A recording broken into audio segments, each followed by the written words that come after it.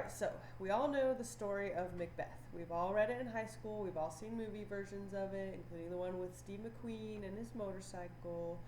But I wanted to give a new, fresh look at the Scottish play. As most people know, especially those in the theater world, the play Macbeth is considered to be cursed. And according to legend, that's because Shakespeare, when he was writing the play, he wrote or included real spells that witches would use, and so they didn't like that. They didn't like their secrets being revealed, and so they cursed the play. And so in theater circles, it's bad luck to say the name of the play, so people refer to it as the Scottish play.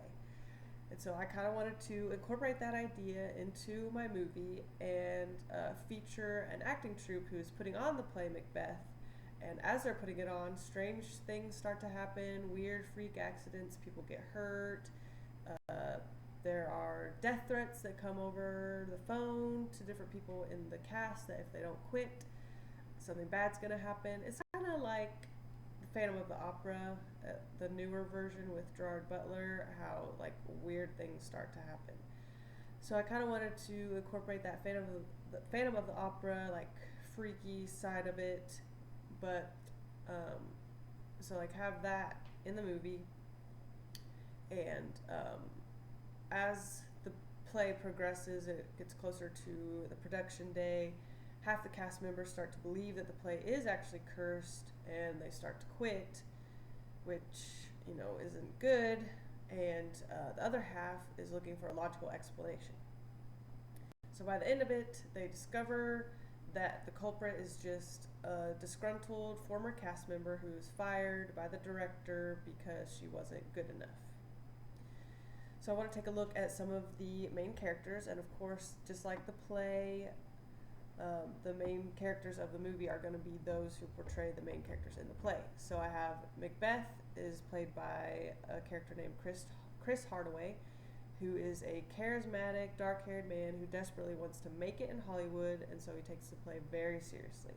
And then we have Clarice Adams, who is Lady Macbeth. She's a blonde diva who thinks the world revolves around her, and she loves Chris and flirts with him and wants to be with him. Michael Parsons is Duncan. He is a suave charmer who likes Clarice, but she doesn't give him the time of day because she likes Chris. And then we have Steve Carson, who is Banquo, and Steve and Chris are actually best friends, and Banquo is the comic relief of this movie.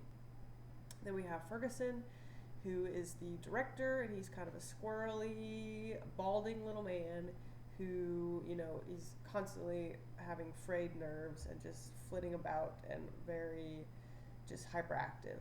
And then lastly, we have Wendy Hazelmeyer, who is the disgruntled former employee who's behind all of the freak accidents. So yeah, that's my idea, and I hope you like it. Thank you. Bye.